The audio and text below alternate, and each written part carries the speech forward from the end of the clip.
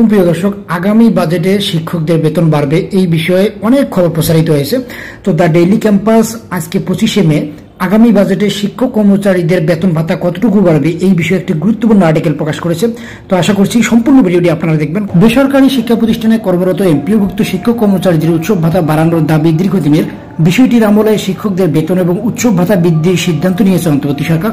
তবে কর্মচারীদের বেতন ভাতা বাড়ানো নিয়ে কোনো সিদ্ধান্ত হয়নি বলে জানা গেছে।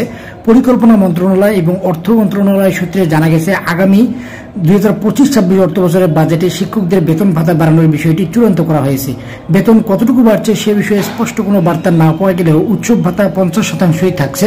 অর্থাৎ চলতি অর্থ বছরে যে উৎসব ভাতা পাবেন শিক্ষকরা, সেটি আগামী অর্থ বছরেও পাবেন।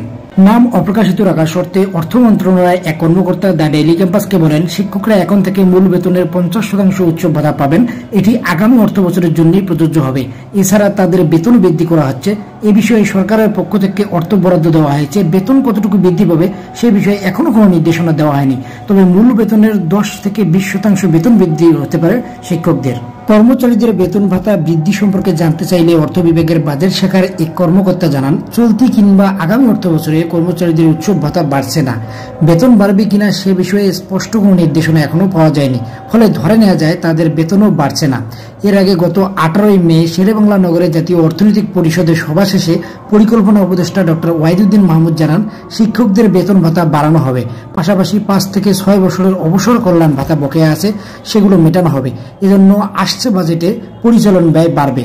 3 বারের আমি যতদিন শিক্ষা উপদেষ্টা ছিলাম প্রতিদিন আন্দোলনকারী নেতাদের সঙ্গে বৈঠক করেছি, কিছু দাবি দেওয়ার কথা শুনেছি। সবাই বঞ্চনা ও বৈষম্যের শিকার। আশা করছি সবকিছু দ্রুত বাস্তবায়ন করতে পারবো। শিক্ষা খাতে উন্নয়ন বাজেটে নজর দেওয়া হবে। স্কুলের সমস্যা আছে, বাচ্চাদের স্কুলে অনেক সমস্যা হচ্ছে। আমরা পরিচালন ব্যয় বাজেটে বেশি রাখবো, শিক্ষকদের সুযোগ সুবিধা দেওয়া হবে। তো দর্শক, এই সংবাদের মূল কথা হলো যে আসলে শিক্ষকদের বেতন 10 থেকে 20% বৃদ্ধি হতে পারে। এই ছিল আপডেটটি। ধন্যবাদ সবাইকে, ভালো থাকবেন।